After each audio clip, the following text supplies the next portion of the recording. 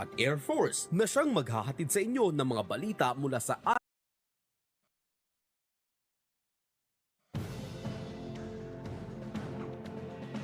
mga katropa, alam mo ba na ang DWDD 1134 kHz AFP radio ay ang opisyal na radio station ng Sandatahang Lakas ng Pilipinas na binubuo ng Army, Navy at Air Force na siyang maghahatid sa inyo ng mga balita mula sa ating Armed Forces at iba pang impormasyon. Mga katropa, hanapin at ilike kami sa Facebook, Twitter at YouTube. DWDD AFP Radio, ang boses ng Kawal Pilipino.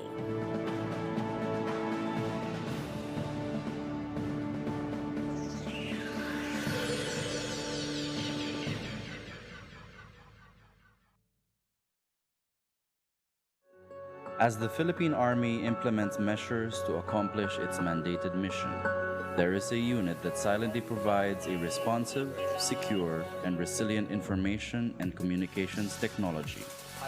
The Army Signal Corps supports Army units to sustain its operations that are critical to the Army's role of serving the people and securing the land. It provides and sustains the one network needed by the Philippine Army towards its 2028 vision. We are your Army Signal Regiment. One Army, one network.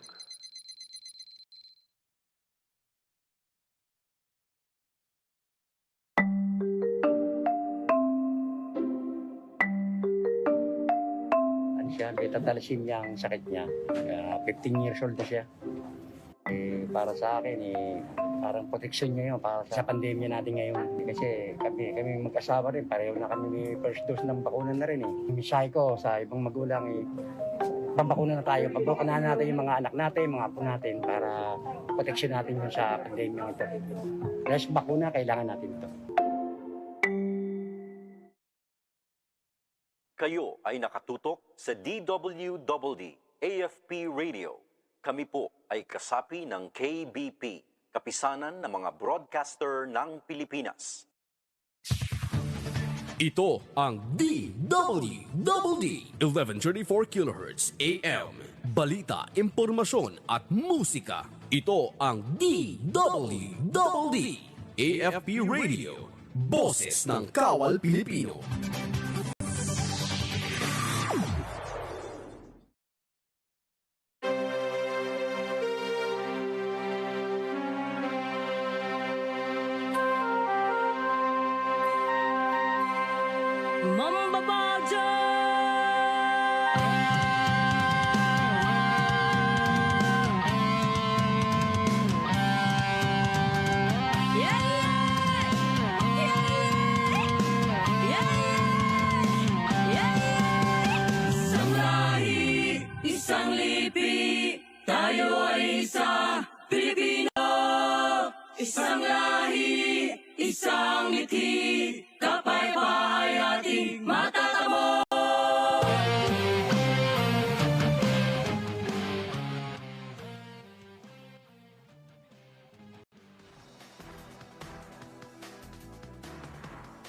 Isang magandang umaga Luzon, Visayas at Mindanao. Isa pong mapagpalang araw sa ating pong mga masugid na taga-subaybay at taga-pakinig sa ating himpilan ng radyo. Mga tropa, muli pong sumasayang papawid ang programang patuloy na magbibigay impormasyon sa ating pong kasalukuyang kaganapan at panungkalan ng ating pamahalaan. Ito po ang programang Kumusta Pilipinas. At mababayan, ang oras sa pulong ay ganap ng 10 minutos makalipas ang alas 3 ng alas 10. 13 minutos makalipas ang alas 10 ng umaga. At sa ating pong mababayan na nais pong umantabay, ay bisitahin nyo lang po ang ating Facebook page. Search AFP Radio DWDD. At kami po inyong live na mapapanood at mapapakinggan dito po sa ating programang Kumusta Pilipinas. Mababayan, tayo po simulcast na napapakinggan din sa Dangparan FM 100.1 MHz. Diyan po yan sa Catbalogan, Samar. Sangkay FM 100.1 MHz diyan sa Borongon, Eastern Samar. At mga tropa, bidang-bida po tayo napapakinggan sa Kabida FM 100.1 MHz diyan naman sa Tacloban City. Sa ngalan po ng ating Commander ng Civil Relations Service Armed Forces of the Philippines, Major General Manuel Visigitin, Philippine Army, at ang inyong pong Station Manager at Group Commander ng Media and Civil Affairs Group, alam po yan kundi si Major Senona Pancito III, Philippine Army. At ang inyong pong lingkod, Katropang Glen Gultian, ay bumabati po sa inyo isa pong mapagpalang araw ng Biyernes. At mga tropa, sama-sama naman po tayo sa isang oras na paghatid at pag-imay-imay ng mga kaganapan at mga panukala ng pamahalaan sa mga kasalukuyang kaganapan at issues sa ating pong lipunan. Kaya sa mga nais pong tumutok, ay type nyo lang po sa ating comment section below ang mga nais po ninyong ibahagi at mga opinion, lalong-lalo po sa mga kaganapan na ating pong naranasan ngayon sa ating lipunan. At sama-sama po nating basahin po yan upang kayo po maging parte ng ating programang Kumusta Pilipinas. Sa ating pong mga OFWs na nakantabay, magandang umaga po sa inyo ng Biyernes. At sa ating pong mga kawal sa Philippine Air Force, Philippine Navy, Philippine Marines, at sa ating mga tropa sa Philippine Army, at ang ating pong mga magigiting na healthcare workers, magandang umaga po sa inyo. At mga tropa, 28 na lang ng 28 araw na lang ng buwang ito. At sa buwang ito ay ilang araw na lang ay patapos na at papasok na ang buwan ng Setyembre. At 28 days left ay Pasko na po, mga kababayan. Kaya sa mga tropa natin na excited nang sumapit ang Kapaskuhan, just chill and relax dahil darating tayo doon. Sa ngayon ay ating pong pahalagan muna ang mga kaganapan na siya magbibigay sa atin ng tuloy-tuloy na kaligayan sa nalalapit na Kapaskuhan. Alright, by the way mga tropa, kami po ito sa puso nagpapasalamat din sa ating mga kababayan who are watching live dito sa ating Facebook live streaming. Magandang umaga po sa inyo. At kami po ito sa puso nagpapasalamat sa inyo pong patuloy na pag-aantabay at pagsusubaybay dito po sa ating programang Kumusta Pilipinas. Alright, by the way mga babayan, bago tayo dito sa ating pong mga balitaan, ay nais po natin bibigyan po ng paalala ang ating pong mga taga-subaybay, lalong-lalo na po sa nalalapit na mass vaccination program na isasagawa po ng ating pong mga local government units ngayong Nobyembre 29 hanggang December 1. So magkakaroon po ng mass vaccination sa mga hindi pa po nakapagpabakuna. At ito po ay gagawin para po sa maging hakbang na kung saan ay lahat po maprotektahan at mailayo sa patuloy pong hawaan ng nasabing virus. Kaya sa mga hindi pa po nagpapabakuna ay magpatala po kayo ngayong Nobyembre 29 hanggang Disyembre 1 dahil magkakaroon po ng mass vaccination ang ating pong bansa para po sa mga hindi pa nabakunahan. Alright, by the way, isa po magandang umaga sa ating mga tropa dyan. We're watching dyan sa Villamor Air Base, Pasay City. Binabati po natin dyan ang ating mga tropa sila Michael Embuedo na nakatutok ngayon. Maraming salamat dyan sa mga tropa natin sa Air Force.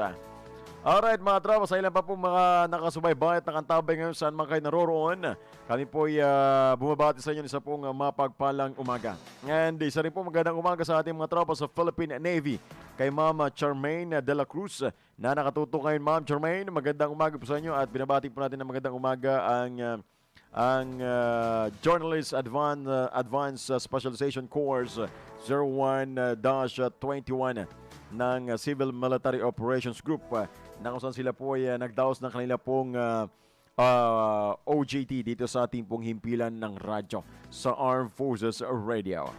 Alright mga tropa, isa rin po magandang umaga sa ating mga tropa dyan sa Gultian Realty Group Incorporated.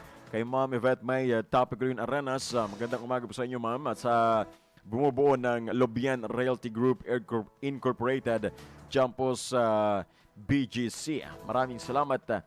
At isa rin pong magandang umaga sa ating katropa na katutok ngayon kay Sir Alvin Sanggutan.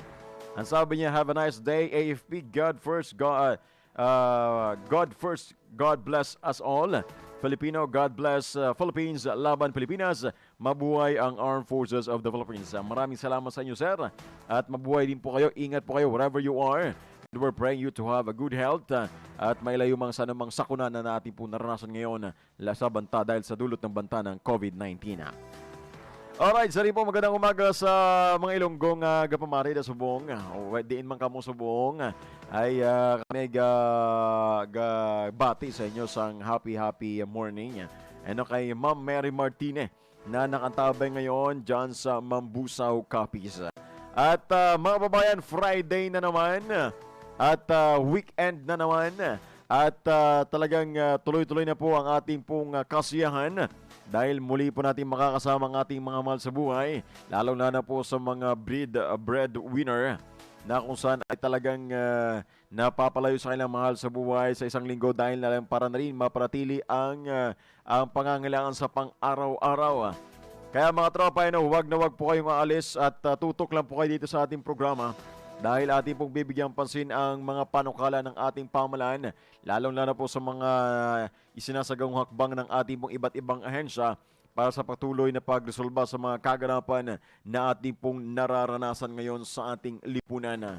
At ito po ay pinapaabot po natin upang malaman po ng taong bayan na ang inyong pong pamahalaan ay tuloy-tuloy na magiging kaagapay po natin para sa tuloy-tuloy na kaunlaran. Alright mga tropa, ay ng oras sa puluhan ganap ng alas 10:20 na po ng umaga. At nais po nating iparating sa ating mga babayan sa kasalukuyang kaganapan ngayon po simula noon nagkaroon po tayo ng COVID noong June 2020 ay nasa ikalawang araw na mababa na rin sa 1,000 mga babayan ang naitala mga bagong kaso ng COVID-19 sa buong bansa. At ito ay makarang iulat po ng Department of Health ang 975 na karagdagang kaso ng COVID-19. At mayroon namang naitalang 1,029 na gumaling at 193 na mga pumanaw. At sa buang bilang, ang mga tinamaan ng coronavirus 2019 sa buong bansa sa Pilipinas ay umabot na sa 2,829,618 mula noong nakalipas na taon. So mga babayan, meron po tayong naitalang pinakamababang naitala na hawaan ng COVID-19 simula po nung pumasok ang COVID dito nung June. At tayo po ay nagagalak dahil tuloy-tuloy na po ang pagbaba nito and we are looking forward na talagang mawakasan na ito pong mga kaganapan at patuloy na paghawa ng virus sa ating bansa. At para po sa kalaman mga bayan, ulitin ko lang, ang kabuuang bilang ng kaso ng COVID-19 sa buong bansa simula po nung tayo po ay nagkaroon ng COVID noong taong 2020, June, mga babayan, ay pumalo na po sa 2,829,618. At habang ang nakarecover mga babayan dito ay nasa 2,763,947. At meron namang nasa 17,796 ang mga aktibong kaso. At ito ang pinakamababang bilang ng mga pasyente mula Hunyo ng makalipas na taon. Itong ulit ko lang po, ito po ang pinakamababa na kung saan ay tuloy-tuloy na po ang pagbangon ng ating bansa dahil sa dulot po ito ng COVID-19. At nakakalungkot mang isipin mga babayan, ay meron pa rin po tayo mga death toll na kung saan ay talagang namatay o sabi din pumanaw dahil po sa deadly virus na to. Na kung saan ay pumalo po tayo sa 47,875 na ang kasalukuyang bilang ng mga pumanaw nating mga kababayan. Ito po ay pinapaabot po natin sa ating po mga tropa na nakatutok ngayon dahil nais po namin ipaalam na kung saan ay tayo pa rin ay nasa patuloy na pagpakikibaka na mawakasan ito pong virus na ito. Kaya sa mga babayan po natin hindi pa nakapagpabakuna, ay ito po ay pinapaabot po natin para kayo po ay mailigtas at mapanatiling secure laban sa virus dahil ayaw po ng ating Pangulong Duterte na magkaroon pa ng sinasabi nating pagpanaw ng ilang mga babayan po natin dahil sa nasabing virus. At mga babayan, para sa karagdagang impormasyon, ay ang Pilipinas ay kabilang sa mga bansa sa buong mundo, na may pinakamababang kaso ng COVID-19. Makaraang tayo po pumwesto o nasa talaan na naika-134 na ranking sa 134 rank sa mga COVID-19 per million sa talaan ng World Health Organization. At tayo po'y nagagalak dahil tayo po'y nasa mababa na kung saan hindi tayo nasabing nasa top 10, nasa top 20, top 100, ba tayo po ay nasa mababang bilang na kung saan tayo po ay meron ng mababang kaso. At ito na rin po ay dahil na rin sa pagtugon ng pamahalaan na magkaroon ng vaccination rollout at mabakunahan ang taong bayan, na kung saan ay ito po ang nagiging kadahilanan na rin na kung saan patuloy pong bumababa ang kaso ng COVID-19. At para sa kalaman po ninyo mababayan, sa datos po ng World Health Organization nitong November 23 mga kababayan, nasa ika-65 ikapwesto ang Pilipinas sa mga bansa na pinakamaraming aktibong kaso. At ika-120 o 120 na pwesto sa COVID-19 deaths per millions at ika-93 o 93 sa case fatality rate. Pero mababayan, ayon po sa Department of Health, malaki ang itinalon ng mga numero ng Pilipinas mangarang matapos ang peak ng mga kaso nitong Setyembre taong 2021. Ano, mababayan. At sa sariling datos ng ating pong Department of Health, naitala na lamang na negative 49% ang 2-week growth rate sa bansa, habang ang average daily attack rate ay nasa 1.55 cases per 1,000 population. At sa 121 lalawigan o 121 na mga lalawigan, mauunlad na lungsod at independing syudad sa bansa, ay 89% nito ay nasa alert level 2, habang ang mga nalabi ay alert level 3 at isang probinsya na lamang ang nasa alert level 4. Ibig po sabihin mga babayan ay tuloy-tuloy na po ang pag-recover ng ating pong bansa, at kinagagalak po natin dahil ito na po ang magiging solusyon sa problema na kinakarap ng ating lipunan, dahil na rin sa panukala ng ating pamahalaan na wakasan at solusyonan at mabilis na aksyon ng pagpapabakuna dito po sa ating pamahalaan at sa ating mamayang Pilipino, upang tuloy-tuloy na tayong makabangon sa ating pong problema sa ating laban kontra COVID-19. Alright mga babayan, sa ating patuloy na paghatid ng impormasyon, maya-maya po mga babayan ay ating pong mapapakinggan ang mensahe po ng ating pong Chief of Staff of the Armed Forces of the Philippines na si Lieutenant General Andres Centino, Philippine Army. Patungkol po ito sa isinagawan sa 18th day campaign to end violence against women, mga babayan. Atin po mapapakinggan yung kanyang puminsahe. Pero bago po yan, ay tayo po patuloy na makapapakinggan muna ang mga ulat sa labas ng himpilan. Patungkol naman po ito sa project ugnayan ng RTF LCAC 3 na isinagawa po dyan sa Caranglan, Nueva Ecija. At ang buong detalye po niyan, mababayan, ay ating pong mapapakinggan sa ating pong katropa sa labas ng himpilan, kay Katropang ng 1st Civil Relations Group, CRS AFP. Armed Forces Radio. Katropang magandang umaga. Nagsagawa ng Project Ugnayan o Convergence and Community Consultation sa mga miyembro ng Caranglan Sandigan Association and Highway Eco Farm Association sa Caranglan, Nueva Ecija, ang Regional Task Force to End Local Communist Armed Conflict Region 3 o RTF LCAC kahapon. Ang mga miyembro ng organisasyong ito ay mga dating kasapi ng komunistang teroristang grupo at layunin ng aktibidad na alamin at tugunan ang kanilang mga alalahanin sa mga isyong pangkapayapaan at pangkaunlaran. Ayon kay RTF LCAC Situational Awareness and Knowledge and Management Cluster Head at National Intelligence Coordinating Agency Regional Director Maria Luisa de Guzman, hangad nila na mapalakas ang mga organisasyong ito para hindi sila malinlang muli ng komunistang grupo, at ito ay sa pamamagitan ng Whole of Nation approach upang matuldukan ang insurensiya.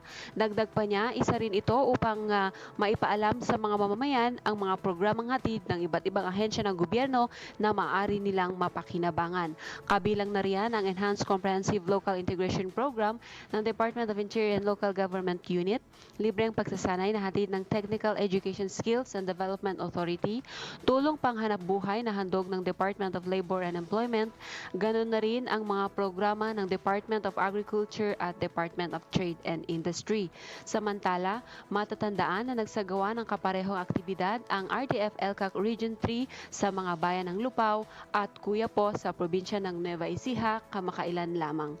Yan ang balita mula dito sa Northern Luzon Command. Ang inyong katropang Ann nag-uulat para sa DWDD Armed Forces Radio, ang boses ng Kawal Pilipino. Maraming salamat, Katropang Ann. At mababayan niyan po ay mga patuloy na mga aktibidad na sinasagawa po ng ating National Task Force to End Local Communist Armed Conflict.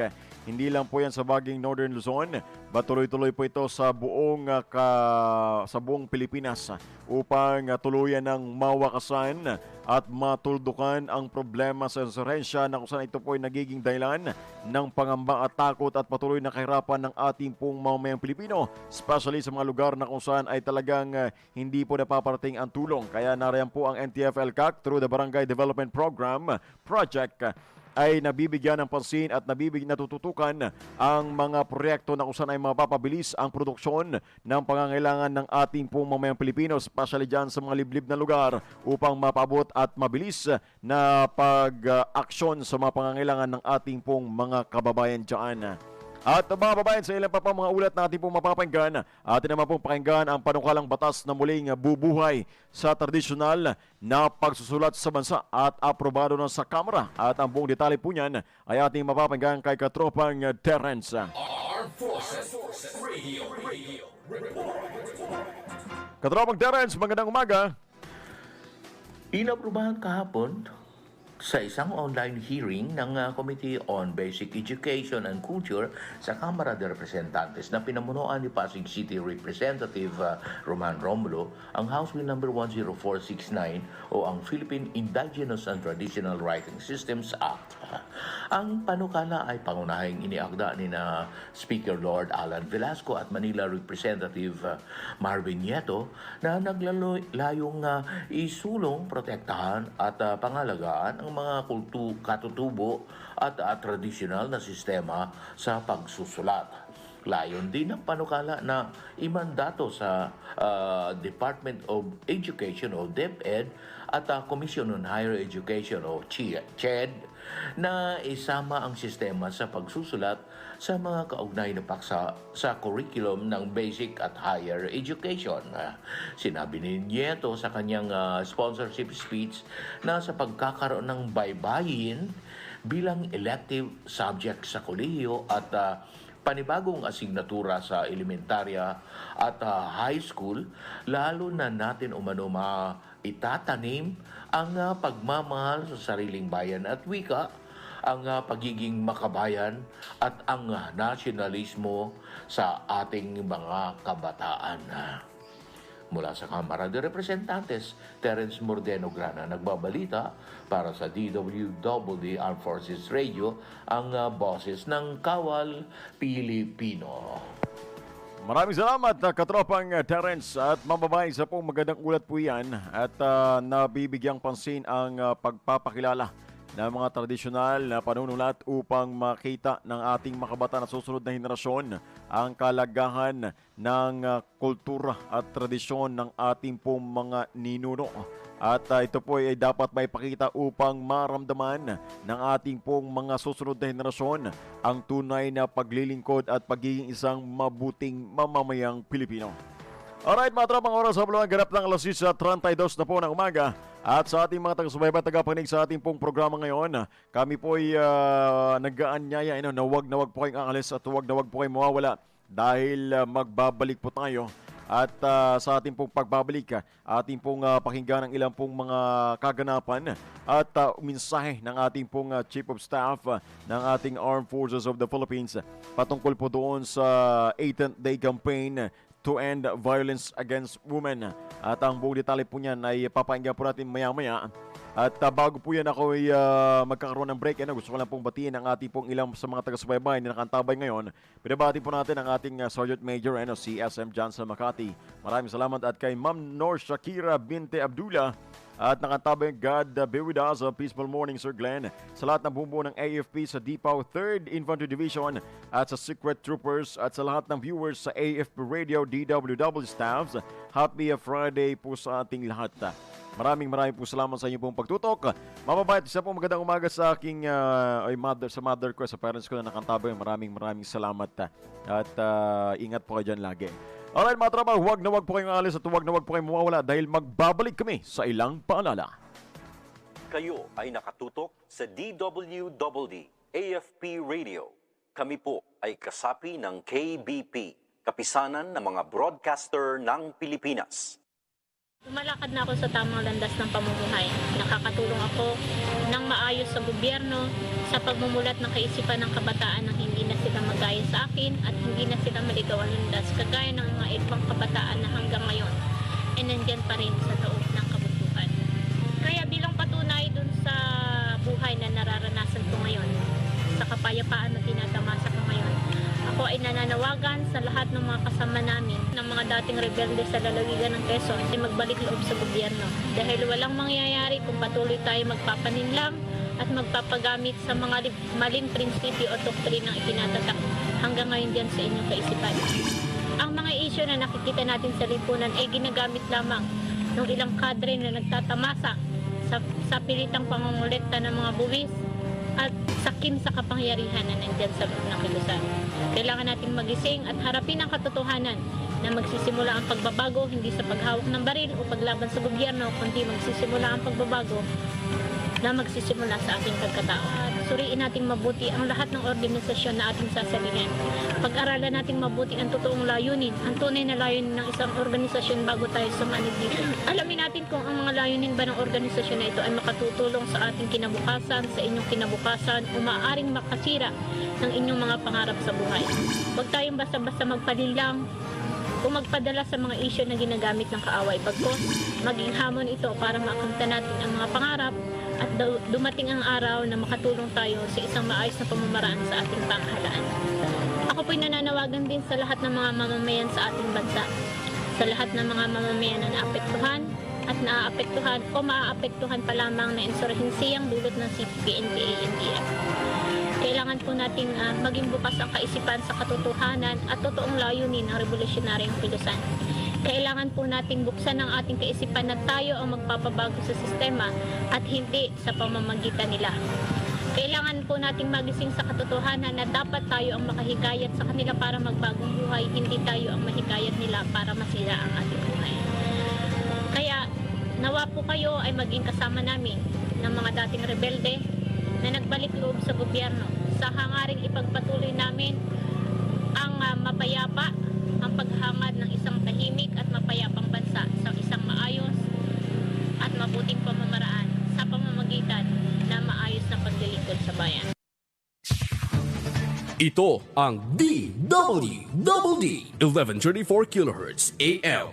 Balita, impormasyon at musika. Ito ang DWDD AFP Radio. Boses ng Kawal Pilipino.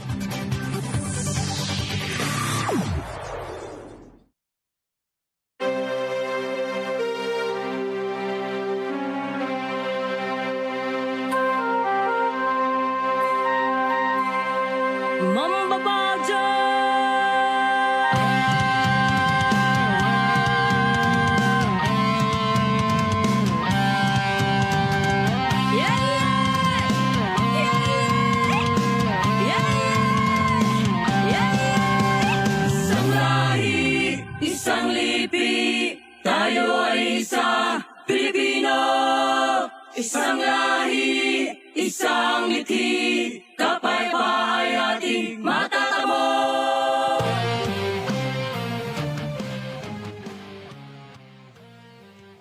Kumusta Pilipinas? At ako pa rin po yung lingkod, Katropang Glen Gultian, na tuloy-tuloy napapakinggan sa ating himpilan ng Radyo 1134 kHz sa AM, ang inyo pong Armed Forces Radio at ang boses ng Kawal Pilipino.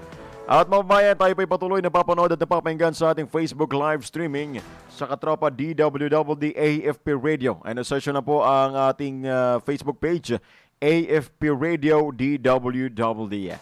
At simulcast na napapahinggan sa Namparan FM 100.1 MHz dyan po yan sa Katbalogan, Samar. Sangkay FM 100.1 MHz dyan sa Borongan, Eastern Samar. At bidang-bidang napapahinggan sa Tacloban City sa Kabida FM 100.1 MHz. At madrabang oras sa Blungay, ganap ng alas 10:39 na po ng umaga. At tayo po ay daos puso nagpapasalamat sa ating mga viewers at taga-subaybay na patuloy na tumututok at nakaantamay dito sa ating programang Kumusta Pilipinas. Alright, mababayan, sa ating patuloy na paghatid ng impormasyon ay atin naman pong pakinggan ang mensahe ng ating pong Chief of Staff of the Armed Forces of the Philippines.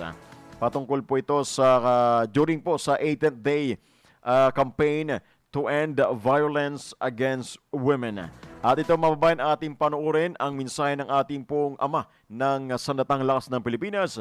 Wala iba po yan kundi si Lieutenant General Andres Centino, Philippine Army.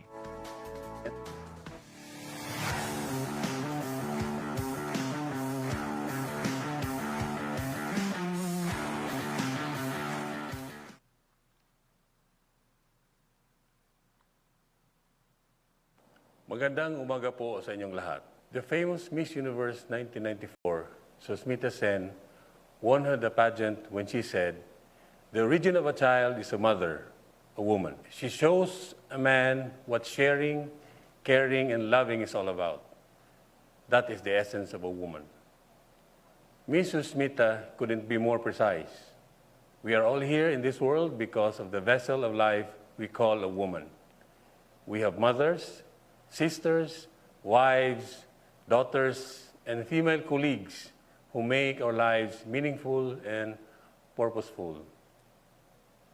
History surely enlightened us of the accounts of the fight for women's rights since the mid-19th century, which undoubtedly paved the way for modern-day legislations that promotes and institutionalize entitlements, especially for the rights and welfare of women. From the most common issues concerning basic human rights to bodily integrity, fair employment compensation, and active participation in governance, women have proven to be just as capable, as skillful, and wise and efficient as men. In light of this, our esteemed organization, the Armed Forces of the Philippines, respectfully attributes significant parts of our illustrious national history to the courage and gallantry of Filipinas in action. Although common knowledge characterizes soldiery as exclusively a man's domain, countless female warriors figured in some of the most renowned and decisive battles in history. As Filipinos, we take pride in our valiant and persevering Filipino ancestors who fought and led alongside male warriors to free our country from colonizers and invaders, such as Gabriela Silang, Melchora Aquino, and Magdalena Leones, to name a few. Hence, the AFP is unmistakably among the most staunch promoters of women's rights in our country today, with the comprehensive development and welfare programs crafted and implemented especially for female officers, enlisted personnel, and civilian human resource. The AFP is indeed a haven for empowerment and welcoming venue for self-determination for our female officers and soldiers in this noble profession of arms. However, despite vigorous efforts on the promotion of women's rights and welfare today, there are still some daunting challenges that needs to be addressed. Violence committed against women of all ages are still a major concern in our society. In order to address the specific offenses committed against women, our legislators passed Republic Act 9262, or the Anti-Violence Against Women and Their Children, or VAUSI, Act of 2004, which defines the acts considered as crimes against women and their children. Similarly, Republic Act 11313, or the Safe Spaces Act, reinforces the provisions of the preceding law to penalize gender-based sexual harassment in public and common spaces frequented by all genders. In a country characterized by masculine dominance, all these years, these laws provide decisive protection to women and their children from violence, and to penalize offenses severely committed against them. On the other hand, understandably, the law is only one amongst the many safeguards and protective measures for women's welfare. Ultimately, it falls upon each and every one of us to act with utmost respect and courtesy to each other, especially to women and children. Respect and tolerance are the basic tenets upon which harmonious and safe communities are founded. Thus, as the Chief of Staff of the AFP, I am pleased and honored to lead all members of Team AFP as we commence today the 18-day campaign to end violence against women. Together, let us instill in our hearts and carry out with full commitment the essence of this year's theme. Vow-free community starts with me, because there is absolutely no excuse for any form of violence. As protectors of the people and the state, it is incumbent upon us to uphold and defend the rights of all citizens of our country. Let us maximize our strength in influencing more members of our communities to start positive changes towards a safer and more productive environment for women. Moreover, let us motivate and uplift the morale of women who have been victims of violence so that they may find the will to start anew and fight on with life. Now, more than ever, the strength and resiliency of a Filipina must shine through amidst these trying times. The pandemic may have brought industries to their knees, but no crisis can break the spirit of a woman, whether it be a mother, a wife, a sister, or a daughter. Finally, let us all remain inspired and motivated, especially our female colleagues, to remain strong and resilient and to continue to empower one another. Together, let us strive to build communities where harmony, respect, and productivity abound for all of us.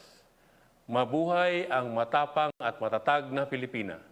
Mabuhay ang sandatahang lakas ng Pilipinas. Daghang salamat kaninyong tanan. Maraming salamat sa ating Chief of Staff of the Armed Forces of the Philippines, Lieutenant General Andres Centino, Philippine Army. Sa kanya pong mensahe sa isinaganap na 18th day campaign to end violence against women. At we're looking forward, especially we would like to inform everybody, especially the Armed Forces of the Philippines, that the Armed Forces of the Philippines will continually be part of this kind of campaign to support and to maintain the good image of the organization in protecting the Filipino people, not only about our Filipino people, but especially our women, mga kababayan. At sa ating pong mga tropa na nakatutok ngayon, ito po ay pinapabot po namin ng inyong pong Armed Forces of the Philippines ay patuloy po ninyong maaasahan. At mga tropang oras sa bulong ganap ng alas 10 sa 47 na po ng umaga. At ilang minuto lang po tayo po ay magpapaalam na dito sa ating programa. At by the way, sa ating pong mababayan na nakatutok at nakantabi ngayon ay gusto naming ipaabot at iparating sa ating mga taga-subaybay na kung saan ay muli po uulitin po natin na magkakaroon po ng 3 days of vaccination program ang ating pong pamalaan sa nalalapit po na Nobyembre 29 hanggang 1 ng Disyembre para po sa tuloy-tuloy na pag-recover ng ating bansa laban sa COVID-19. At sa mga hindi pa po nakapagpabakuna, magpabakuna na po kayo. Magpatala po kayo ngayong Nobyembre 29 hanggang Disyembre 1 para po talagang malutasan, malagpasan na natin ang laban kontra COVID-19 at sa pagpasok ng taong 2022 ay pwede na tayong magbalik sa normal. At despite na meron pa ring virus, at least we are protected dahil tayo ay vaccinated. At para na rin sa kalaman ng ating mga taga-subaybay na kailangan sa lahat ng transaksyon ngayon o sa anumang mga malls o sa restaurant na papasukan po ninyo ay kailangan pong makita ang inyo pong mga vaccination card. Kaya mahalaga po ito na malaman ng taong bayan na mahalaga na magpabakuna. Ang magpabakuna ay hindi po hadlang para po sa inyo pong hangarin na mapabuti ang inyo pong pamumuhay, kundi ito po ay magiging katuwang po ninyo para sa inyo pong tuloy-tuloy na pag-ahon sa hirap na narasan po natin dahil sa COVID-19. Alright mga kabayan, bago ako magpaalam ay gusto ko lang po basahin ang isa sa mga ulat ngayon na nais po namin iparating sa ating mga kababayan, lalong-lalo na po sa mga katropa na hindi pa nakapagpabakuna dahil meron naman po tayong dagdag na 1 milyong doses ng Pfizer at 3 milyong doses naman ng AstraZeneca na dumating po sa Pilipinas. Kaya ganun po ang pagdagsa at pagdami ng mga bakuna para po ay talagang tuloy-tuloy na po itong mawakasan at tuloy-tuloy na pong malagpasan ito pong problema natin laban sa COVID-19. Kaya kami po ay patuloy na humihimok sa mga puso't isipan ng mababayan po natin hindi pa nabakunahan na magpabakuna na po kayo. At hindi po ito masama at hindi po makakasama sa inyong pangangatawan, kundi ito po ay magiging katuwang po ninyo para malabanan ang COVID-19 at tuloy-tuloy po yung makapaglingkod sa ating bayan at tuloy-tuloy po kayo makapagtrabaho sa inyong pong pamilya. Ayan, no? At by the way mga bayan, dahil tayo po ay wala ng oras at tayo po ay magpapaalam na sa ating programa, gusto ko lang pong pasalamatan ang ating pong viewers who are watching online. Pinabati po natin si Ma'am Janice De Jesus na kung saan ay nakantabang watching from Hong Kong. Ika nga sabi niya sana bumalik na sa normal ang lahat para makauwi na. O nga po talaga ma'am, totoo po yan. Kaya ganoon na lamang po paghihikayat natin dito sa ating himpilan ng radyo na mabakunahan na po ang ating ilang mababayan para talagang siguradong ligtas and especially ay makapili na rin ng ating mga OFWs ang kanilang mga mahal sa buhay na ligtas at walang pangamba at takot. Kaya alam niyo naman ang mga OFWs po natin longing na sa mga mahal nila sa buhay na makapiling. Kaya ganun na lamang kanila pong panalangin na mawakasan na ito pong problema laban sa COVID. Kaya ganun na lamang tayo dito sa ating bansa. Dapat ganun na rin ang pagkakais at pagtutulungan po natin para matuldukan na at maging COVID-free na ang ating bansang Pilipinas. Alright, badoy, sa rin po magandang umaga kay Ma'am Dai Diz na nakatutong ngayon watching from Hong Kong. Maraming salamat po sa inyo ma'am. At kay Daddy Jet Ramos, mabuhay ang ating hukbong sanatan at ang ating pamalan. Maraming salamat po sa inyo. At sabi niya watching while working. Kaya ito at magiging weekday habit ko. Maraming salamat Daddy Jet. At sa mga babayan po natin nakatutok, maraming pong salamat. Happy weekend. Sama-sama po tayo sa mga susunod pang mga linggo para po sa tuloy-tuloy na paghatid ng mga impormasyon at mga balita. Mga babayan, ako po inyong katropang Glen, Gultian. Ito pong programang patuloy na magbibigay impormasyon at kalaman sa mga sulukuyang kaganapan sa ating bansa at aalamin ang mga panukalan ng pamahalaan para sa pagbigay ng solusyon sa mga problema na ating pong nararanasan. Ito po ang programang Kumusta Pilipinas at ako po ay bumabati isa pong mapagpalang umaga at 28 days to go. Happy Merry Christmas. Ingat po kayo at happy weekend. Ito ang DWDD 1134 kHz AM.